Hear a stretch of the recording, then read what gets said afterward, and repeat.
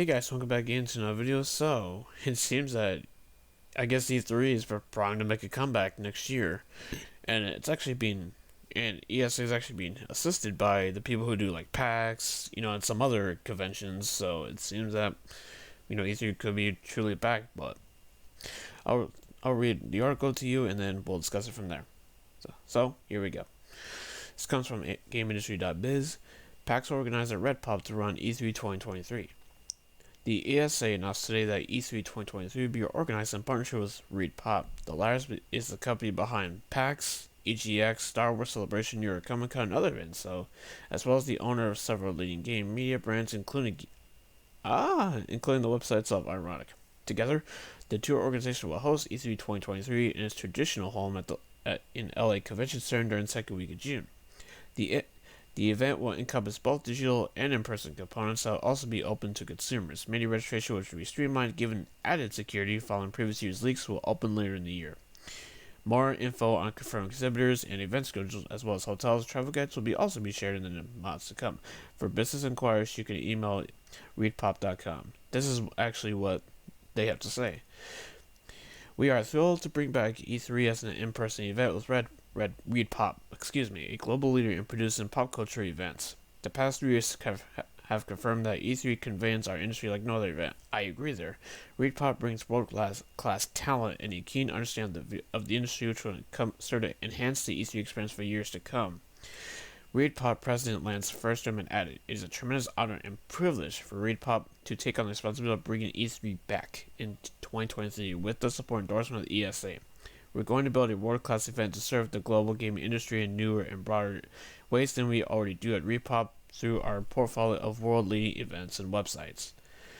Okay, that's it for the article. So, I personally think this is good news because personally, I think ever since the first time E3 got canceled, for obvious reasons because of COVID-19, a certain pandemic that's been plaguing the world ever since. So E3 has definitely been missed. Like, it did come back, kind of in last year, but it was only digital only. Where there was like some gaming companies like Capcom and Square Enix that did like pointless presentations that didn't make any sense.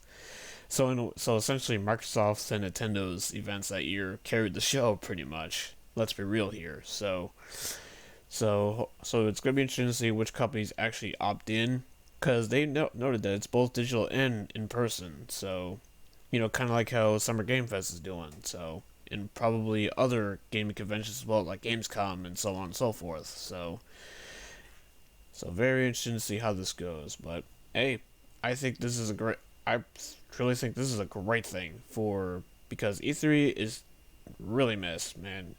Because Summer Game Fest, personally, it's not cutting it, especially after the disaster that was 2020.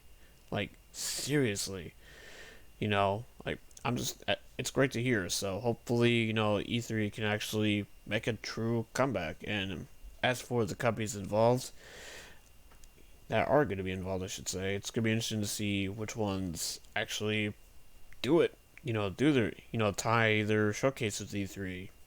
I assume Microsoft and Nintendo will. Sony? Yeah, that's not likely. Sony hasn't done that since 2019, so that was even before the first cancellation of E3. So yeah, I don't think Sony will.